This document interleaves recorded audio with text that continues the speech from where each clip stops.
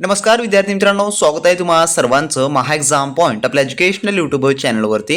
तर मित्रांनो, आपला आजचा व्हिडिओचा भाग हा 35 आहे, ज्यामध्ये आपण महाराष्ट्र शिक्षक पात्रता परीक्षा अर्थात मित्रांनो आपली टीईटी एक्झाम जी की आता येत्या 28 जून रोजी मित्रांनो होणारी आहे। आणि आजपासून पाहिलं तर परीक्षेच्या मित्रांनो आपल्याकडे फक्त शेवटचे आता शिल्लक फक्त 13 दिवस मित्रांनो राहिलेले आहेत। आणि आपण उर्वरित दिवसांमध्ये टीईटीचा जो पेपर पॅटर्न आहे, जो परीक्षा फॉर्मॅट आहे, त्यानुसारचे अतिसंभव अति महत्त्वाचे प्रश्न आपण रेग्युलरली जे मित्रांनो आपल्या व्हिडिओ सिरीज मार्फत मित्रांनो आपण कव्हर करत आहोत, जेणेकरून जो आपला 90 प्लसचा जो स्कोर ठेवलेला आहे तो कशा व कोणत्या पद्धतीने मिळवता येईल याची आपण परिपूर्ण या ठिकाणी तयारी करतो मित्रांनो। जर तुम्ही आपल्या चॅनलवर नवीन असाल आणि जर तुम्हाला आपल्या व्हिडिओचे अपडेट वगैरे मिळत नसतील तर चॅनलला फटाफट सबस्क्राइब करून घ्या, जेणेकरून तुम्हाला प्रत्येक व्हिडिओचे अपडेट मिळतील। आणि जर तुम्ही मागील व्हिडिओचे पार्ट पाहिले नसाल तर तुम्ही मित्रांनो ते संपूर्ण व्हिडिओ आपल्या चॅनलच्या डॅशबोर्डमध्ये जाऊन मित्रांनो संपूर्ण पाहू शकता। आणि परीक्षेपूर्वी तुम्ही प्रत्येकी प्रश्न किंवा प्रत्येक व्हिडिओ आपला पाहूनच घ्या मित्रांनो, कारण का प्रत्येकी प्रश्न तुमच्या एक्झामच्या दृष्टिकोनातून खूप आणि खूप महत्त्वाचे आहेत। तर आपण आजच्या व्हिडिओमध्ये मराठी व्याकरणाचे काही आपण आयएमपी क्वेश्चन्स पाहणार आहोत आणि तुम्हाला परीक्षेमध्ये मित्रांनो सेम एक्झॅक्ट अशा स्वरूपाचे प्रश्न जे आहेत ते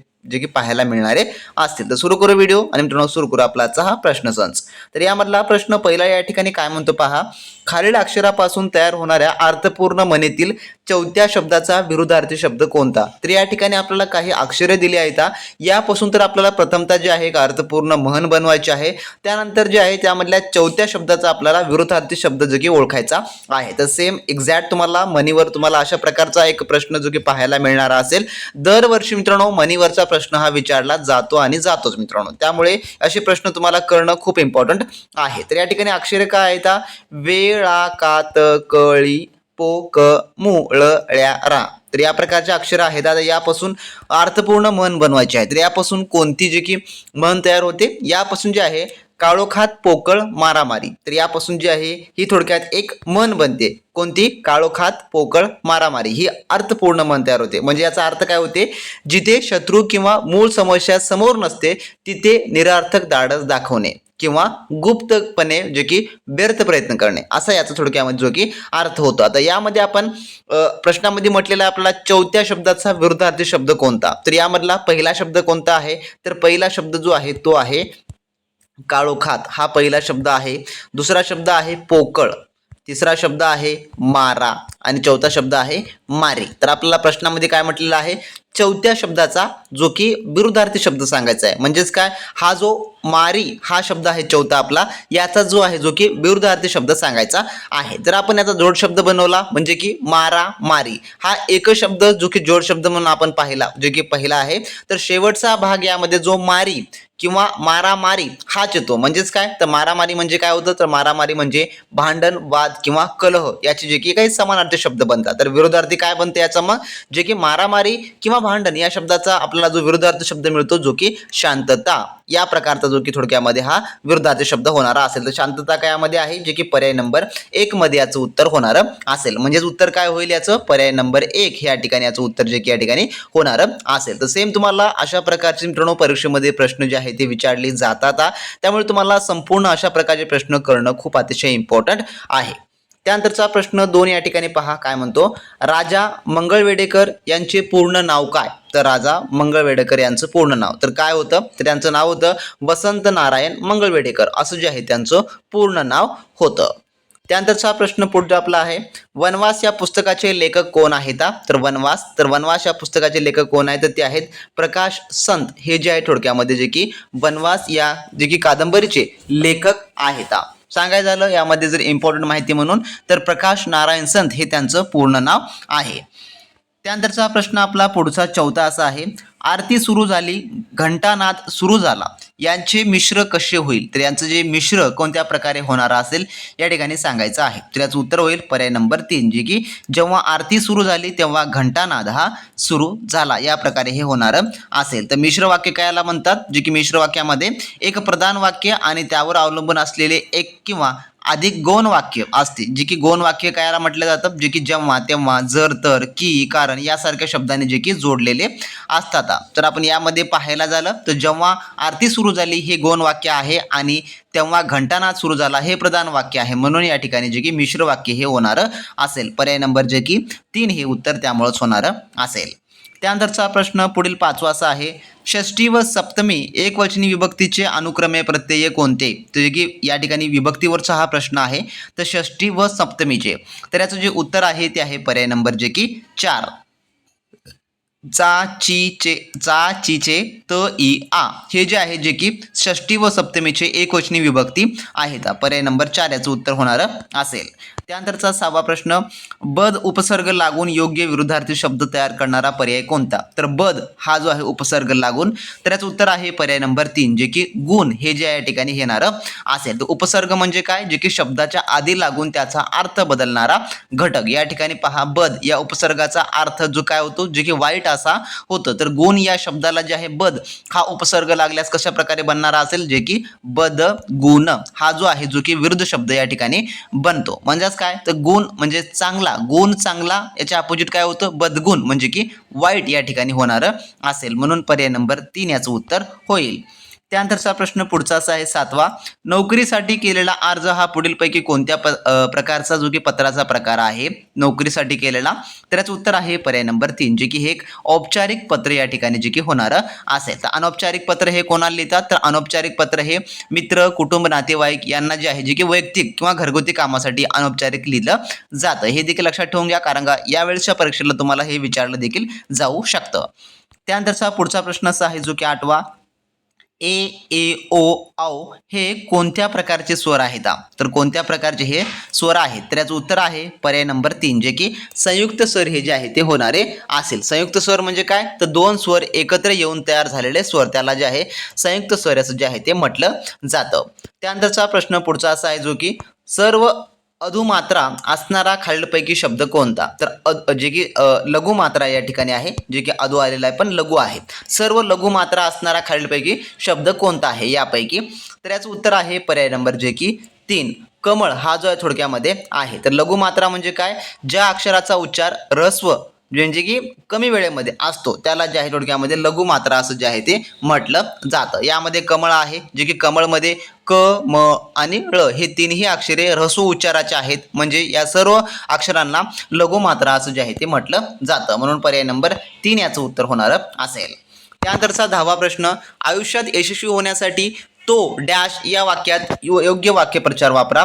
तर या ठिकाणी जो डॅश आहे आपला, त्या ठिकाणी योग्य तो पर्याय या ठिकाणी वापरायचा आहे. तर याचं उत्तर आहे पर्याय नंबर 2 जे की जीवाचे रान करणे. तर जीवाचे रान करणे याचा अर्थ खूप कष्ट करणे किंवा पराकष्ट करणे असं जे आहे थोडक्यामध्ये होतो. म्हणून पर्याय नंबर याचं 2 या ठिकाणी याचं उत्तर जे आहे थोडक्यात होणार असेल. मित्रांनो, जर मित्रांनो तुम्ही अजूनही टीईटी एक्झामच्या परिपूर्ण ए टू झेड तयारीसाठी आपली असलेली स्पेशली टेस्ट सिरीजची बॅच जर मित्रांनो तुम्ही एनरोल केला नसाल तर वेळ न वाया घालवता लगेच मित्रांनो व्हिडिओ डिस्क्रिप्शन बॉक्समध्ये आपल्या ऑफिशियली ॲपची मित्रांनो लिंक दिली आहे. त्यामधून तुम्ही मित्रांनो आपली संपूर्ण काही स्पेशली टीईटी एक्झाम 2026 साठी असलेली टेस्ट सिरीज बॅच एनरोल करू शकता, ज्यामुळे तुम्हाला परिपूर्ण मित्रांनो ए टू झेड तयारी आपण करून घेतलेली आहे. ज्यामुळे तुम्हाला मार्केटमधलं कोणतंही महागडं कोर्स जॉईन करण्याची गरज पडणार नसेल किंवा मित्रांनो तुम्हाला महागडे बुक्स देखील घेण्याची गरज पडणारी नसेल. यामध्ये तुम्हाला परिपूर्ण नवीनतम आपल्या टीईटी अभ्यासक्रमावर आधारित सर्व टेस्ट मिळणार असतील. त्यामुळे तुम्हाला जो पेपर फॉर्मॅट आहे फुल लेंथ टेस्टचा, ज्यामध्ये तुम्हाला 150 प्रश्न 150 गुणाची परिपूर्ण आपण त्या ठिकाणी तयारी करून घेणार आहोत. ज्यामध्ये तुम्हाला लेवल वाईज व टॉपिक वाईज संपूर्ण सराव चाचण्या आपण उपलब्ध करून दिल्या आहेत.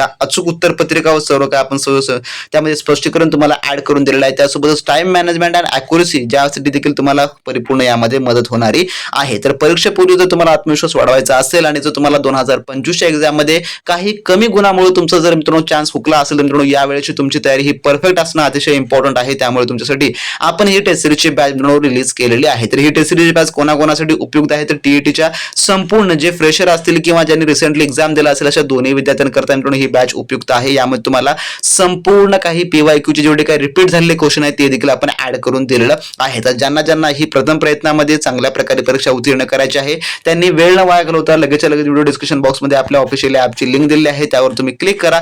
त्यातून मित्रांनो आपली स्पेशल ही टेस्ट सिरीजची बॅच ज्या मित्रांनो एनरोल करून घ्या आणि चांगल्या उत्तम तयारीला लागा. मित्रांनी अजूनही आपली स्पेशली टेस्ट सिरीजची बॅच एनरोल केली नसेल त्या विद्यार्थ्यांकडे अजूनही मित्रांनो तुमच्याकडे शेवटचे 10 दिवस शिल्लक आहेत. आहेत. जर तुम्ही या 10 दिवसामध्ये चांगल्या प्रकारे तयारी केलात, मन लावून तुम्ही आपल्या टेस्ट सिरीज सोडवलात, त्यामधला प्रत्येकी प्रश्न मित्रांनो समजून घेण्याचा प्रयत्न केलात, तर 100% मित्रांनो निकाल हा तुमच्या बाजूने येऊ शकतो. जो सेफ स्कोर आहे आपला 90+ तो देखील तुम्ही त्या ठिकाणी मिळवू शकता. तर ज्या ज्या विद्यार्थ्यांना चांगल्या प्रकारे स्कोर मिळवून येणारी टीईटी एक्झाम पास व्हायची आहे, ज्यांना चांगल्या प्रकारे सर्टिफिकेट्स घ्यायचे आहेत, त्यांनी मित्रांनो लगेचच्या लगेच आपली टेस्ट सिरीजची बॅच एनरोल करून घ्या आणि त्यामधली प्रत्येकी टेस्ट सोडवा. सब्जेक्टिव्ह असो, फुल लेंथी असो, संपूर्ण टेस्ट तुम्ही सोडवला तर मित्रांनो 100% तुमचा कॉन्फिडन्स लेवल हा वाढणारा असेल आणि तुमचं तुम्हाला मित्रांनो या परीक्षेमध्ये यश जे आहे ते पाहायला मिळणार असेल. तर ज्यांना ज्यांना जॉईन करायचं आहे त्यांनी लगेचच्या लगेच आपली ॲप्लिकेशन डाउनलोड करून घ्या आणि त्यामधून आपला कोर्स एनरोल करून घ्या मित्रांनो.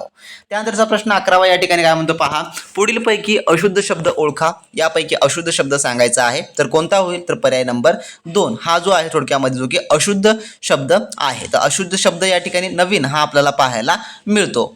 त्यानंतरचा पुढील प्रश्न असा आहे जो की 12वा, पुढील पैकी वचन नियमानुसार गटात न बसणारा शब्द कोणता. गटात न बसणारा आहे वचन नियमानुसार, त्याच उत्तर आहे पर्याय नंबर 4 जे की पाखरू हे जे आहे ते होणार असेल. त्यानंतरचा पुढील प्रश्न, सूर्य उगवला हे कोणत्या प्रकारचं जे की प्रयोगाचं उदाहरण आहे. सूर्य उगवला, त्याच उत्तर आहे पर्याय नंबर 3 जे की अकर्मक कर्तरी याचं जे आहे थोडक्यामध्ये आहे. सूर्य उगवला पर्याय नंबर 3 याचं उत्तर होणार असेल.